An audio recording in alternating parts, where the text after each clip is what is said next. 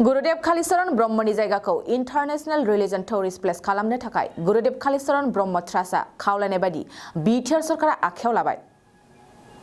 बे बाथ्राखौ मिथिहोदों गसाइगाव बिएड कलेजनि गोरायुं डक्टर अजित बर'आ। दुलाराय ब्रह्म धोरोम लाइमोन आफादनि नैथि खेब 3 बोसोरारि जुथुमा, सनितपुर जिल्ला ब्रह्म धोरोम आफादनि 23थि जुथुमा आरो धेकियाजुलि आन्चलिक ब्रह्म धोरोम आफादनि 24थि बोसोरारि जुथुमानि दिनै गेवलां मेल हाबाफारि। बे गेवलां मेल हाबाफारियावनो गोबां धोरोमारि आरो गुनगोनां मेलेमजिबि सुबुंफ्रा बाहागो लाफैदों। बे हाबाफारियावनो गसाइगाव बिएड कलेजनि गोरायुं डक्टर अजित बर'आबो आलासि महरै बाहागो लाहैयो। बाहागो लाहैनायनि गेजेरजोंनो डक्टर अजित बर'आ ब्रह्म धोरोमनि सायाव गाहामैनो बुंथिनानै होयो। बेबादिनो जर'खायै गुरुदेव कालीचरण ब्रह्मनि हारियाव ब्रह्म धोरोम फोसावनाय बायदिखौ लानानै गुवारै बिबुंथि लाखियो आरो गावनि बिबुंथिनि गेजेरजों गुरुदेव कालीचरण ब्रह्मनि जायगाखौ इन्टारनेशनेल रिलिजन टुरिस्ट प्लेस खालामनो थाखाय गुरुदेव कालीचरण ब्रह्म ट्रास्टआ खावलायनाय बायदि बिटिआर सरकारा आखायाव लानायखौ मिथियो। लोगोसेनो गुरुदेव कालीचरणनि सान्थौखौ फोथांना लाखिनाया जों बयनिबो मावनो गोनां हाबा होनना बुंथिबावो। गोबाव समनिफ्रायनो आङो धेकियाजुलि बे जायगाखौ खोनादोंमोन। दिनै आङो फैबाय आरो मोनसे गिदिर थांखि लानानै नैबे धेकियाजुलि जायगायाव 1 नं बालाबारि गामिनि बे ब्रह्म जयगालयाव मोनसे गिदिर थांखिजों हाबाफारि खुंदों। आङो फैनो मोननानै जोबोरै गोजोननाय मोनदों। गोबाव समनिफ्राय आङो फैनो सानदोंमोन, फैनो हायाखै। दिनै आं नुफैबाय।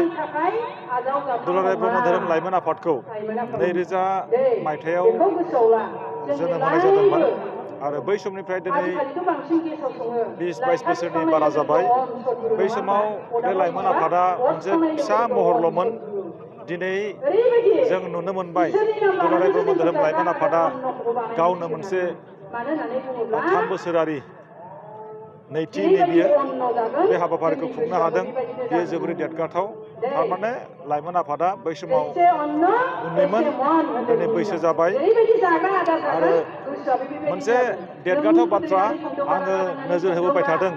बै समनिफ्रायनो लाइमोन आफादा गोबाव आरो गोब्राब नाजानायनि गेजेरजों समाज फोसाबनाय हाबायाव नांथाबबोदों। जों नुनो मोनदों जोंनि बे ओनसोलनि लाइमोन सेंग्रा सिख्लाफ्रा गोबाङानो ब्रह्म धोरोमाव दीक्षा लादों। आं नुनो मोनदों खायफा निरामिस जाबाय, दीक्षा लायाखैब्लाबो निरामिस जाबाय। खायफा बिब्दिनो गाज्रि बा समाजारि हेंथा हाबायावबो थाबायनायखौ जों नुदोंमोन। गाहाय थांखि मेन ट्रेक बेनिफ्राय एसे आन्दायलांदोंमोन। नाथाय ब्रह्म धोरोमाव दीक्षा लाखांनानै बै लाइमोन सेंग्रा सिख्लाफ्रा गाहाय थांखियाव फैफिनबाय। समाजारि हेंथा हाबा मावनायफोरखौ नागारनो हमबाय। जों नुनो मोनदोंमोन बैसागु दमासि बा जानुवारि 1 अक्ट'फोराव जोंनि लाइमोन सेंग्रा सिख्लाफ्रा जायै लोङै गावनि महरखौनो बावनाय, जायै लोङै रंजानानै गाव सोर बेखौ सिनायनो बावनाय, जायै लोङै गाव मा मावनांगौ बेखौ बावलांनाय, बेखौ जों नुनो मोनदोंमोन। जोंनि समाजाव बिराद मोनसे गुबुंले थासारि फैदोंमोन। दिनै जों नुबाय सेंग्रा सिख्लाफ्रा बा उन्दै गथ'फ्रानो गुफुर ड्रेस गाननानै धोरोमनि फोथाराव नुजाफैदों। धोरोमनि लामाजों गावखौ सिनायनो नाजादों। धोरोमनि लामाजों समाजाव सासे बैसोगोरा सुबुं जानो नाजादों। धोरोमनि लामाजों बियो थांनानै थानो नाजादों। बे जोबोरै मोनसे मोजां आरो बेयो जोंनि मोनसे साक्सेसफुल होननानै आङो बुंगोन। आङो बुंबावगोन जे जोङो धोरोमनि बे फोथारावल' कनफाइन जायालासिनो जोंनि लाइमोन सेंग्रा सिख्लाफ्रा फरायनायखौ गाहाय खालामनानै आवगायलांनांगौ। मानो होननानै बुङोब्ला फरायनायजोंसो जोङो सासे बैसोगोरा सुबुं जानो हायो। फरायनायजोंसो जोङो सासे समाजनि बाहायजाथाव सोद्रोमा इउसफुल मेम्बार जों जानो हायो। फरायनायनि गेजेरजों जोङो सासे गोग्गो नोगोरारि जों जानो हायो। सासे गोग्गो दैदेनगिरि जों जानो हायो। फरायनायनि गेजेरजों सासे मानसिया रोजा सुबुंखौ थुलुंगाखांहोनो हायो। ओनसोलाव सोरबा सासे गोरों सुबुं जोनोम जादोंब्ला बै सुबुङा रोजा फरायसाफोरखौ थुलुंगा होगोन। बै सुबुङा गावनि गोग्गो लाइफ स्टाइलनि गेजेरजों समाजाव मोनसे गोग्गो थासारि दानो हागोन। दिनै जोंनो बेखौनो नांगौ सोलोंथाइनि बिथिङावबो जोंनि लाइमोन सेंग्रा सिख्लाफ्रा आवगायलांनांगौ आङो बेखौनो लुबैदों जोंनि साननायफोरखौ जों धोरोमनि गेजेरावल' धोरोमनि बेंखनावल' कनफाइन खालामालाबासिनो बा धोरोमावल' थायालाबासिनो जोङो खायफा आबाद मावनांगौ खायफा बिजनेस मावनांगौ साख्रि मावनांगौ गोबां जोंहा मावनांगौ हाबा दङ आरो मोनफ्रोमबो फोथाराव जोंनि लाइमोन सेंग्रा सिख्लाफ्रा बाहागो लानांगौ उथ्रिसार जानांगौ दिनै जोंनि समाजाव जों नुनो मोन्दों उन्दै उन्दै गथ'फ्रा गावनि फरायनायखौ आद्रा ससेयाव नागारनायखौ जों नुनो मोन्दों उन्दै उन्दै गथ'फ्रा ड्राग्स जानाय जों नुनो मोन्दों उन्दै बैसोआव हाबा जानानै गोदाव सोराव जानायखौ जों नुनो मोन्दों नाथाय लाइमोन सेंग्रा सिख्लाफ्रा बेखौ बुजिनांगोन जे जोंनि बे जिउआ जोबोरै बेसेन गोसा जोंनि जिउखौ जोङो बायनानै मोना जोंनि जिउखौ जों नागिरनानै मोना बेनिखायनो लाइमोन सेंग्रा सिख्लाफ्रा जाहाथे गाव गावनि जिउखौ नस्थ' खालामा बेखौनो आं खावलायबाय आरो साफ्रोमबो मिडिया पार्सन नोंथांमोनखौ आं साबायखर बावबाय गोजोन्थों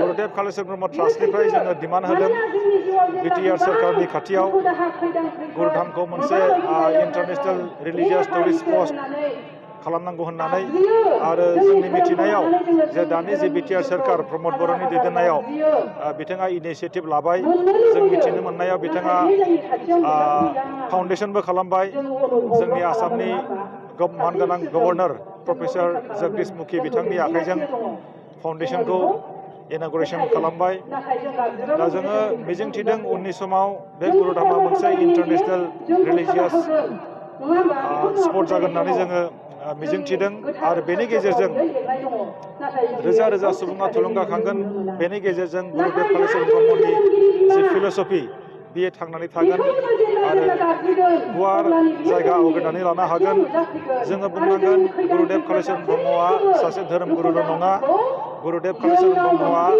बर' समाजखौ फोथांनानै लाखिनो थाखाय मोनफ्रोमबो बिथिङाव खामानि मावदों रांखान्थि राजखान्थि सोलोंथाइ मोनफ्रोमबो बिथिङाव खामानि मावदों दा बेनिखायनो गुरुदेब कालिचरन ब्रह्मनि जि फिल'सफि बेखौ फोथांनानै लाखिनांगौआ जोंनि बिबान आरो बिथांनि फिल'सफिया थांनानै थानांगौ दिनै जायखिजाया राजखान्थि दोलोनि दैदेनगिरिफोर बा सोरखारनि दैदेनगिरिफोर बिथांमोनखौ आं खावलायगोन गुरुदेब कालिचरन ब्रह्मनि जि लिडारशिप स्टाइल बे लिडारशिप स्टाइलखौ बिथांमोनहा फल' खालामनांगौ आरो गुरुदेब कालिचरन ब्रह्मआ जेरै जाय स्टाइलखौ लानानै खामानि मावलांदोंमोन जाय कुवालिटिखौ लानानै जाय आदर्शखौ लानानै खामानि मावलांदोंमोन थिग बेबादिनो दानि दैदेनगिरिफ्राबो खामानि मावनांगौ बेखौ आं लुबैदों गोजोन्थों नोंथाङा सानाय सुनाय बेरामनि जेंनायाव गोग्लैदों नामा जुदि नोंथाङा सानाय सुनाय दंब्ला जिंगासिनांगौ गैया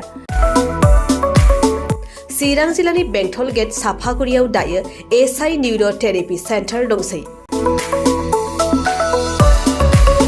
बे थेरापि सेन्टाराव नोंथाङा गोरलैयैनो देहानि सानाय सुनायखौ फाहामथाय लानो हागोन बे आथिं सानायानो जाग्रोदों ओमफ्राय जानाया एसे सिगांनिफ्रायनो जाखादों ओमफ्राय बिदिनो गुबुन गुबुन मुलि जाबाबायदों ओमफ्राय हामाखै दिनैनि ट्रिटमेन्टआ आङो एसे मोजां मोनसिनबाय जेरै सिं सानाय आफादावरि सानाय मोदोम जरा सानाय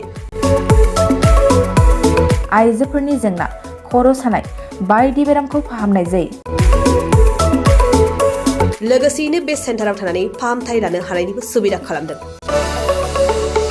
नोंथांमोनहा एएसआइ निउर'थेरापि सेन्टाराव फाहामथाय लानो गोसो दंब्ला नैबे मबाइल नम्बर 7620160459 नङाब्ला 9476977956 आव थोंजों सुलाद लानो हागोन